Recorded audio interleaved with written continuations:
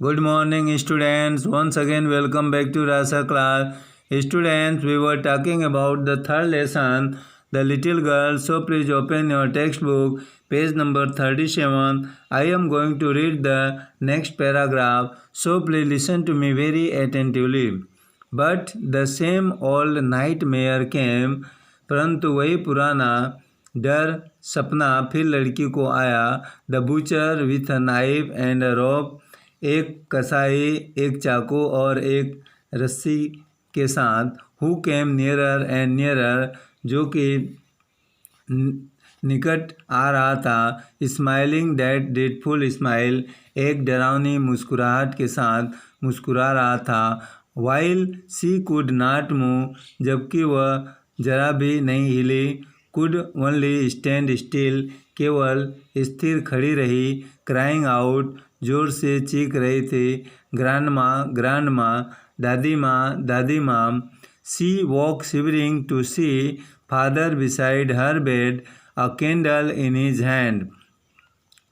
वह कांपती हुई डर गई और उसने अपने पिता को हाथ में एक मोमबत्ती लिए हुए अपने बिस्तर के निकट खड़ा देखा. व्हाट इज द मैटर, क्या बात है? ही सेड, उन्होंने पूछा. Oh a butcher, a knife, I want granny. अरे एक कसाई, एक चाकू, मुझे दादी माँ चाहिए.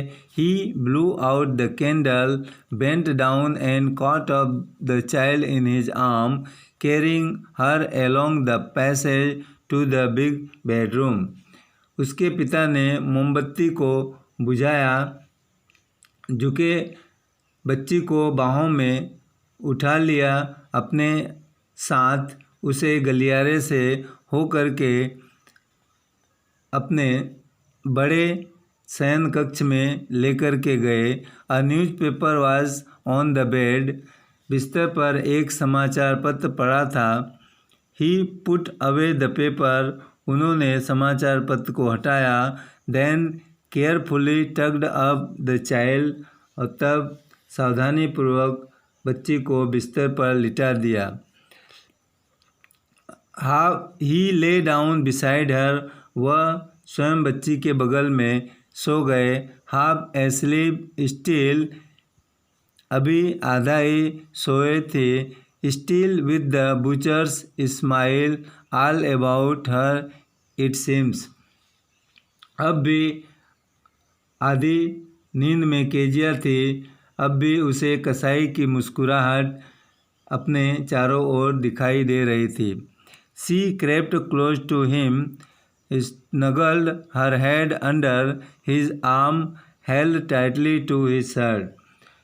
वह अपने पिता के निकट खिसक गई, उसकी बाहों के नीचे अपना सिर छिपा लिया तथा उनकी कमीज कसकर पकड़ ली. Then the dark did not matter, she lay still, फिर अंधेरे से उसे डर नहीं लगा, वह स्थिर लेटी रही. Here rub your feet against my leg and get them warm, said father. पिता ने कहा कि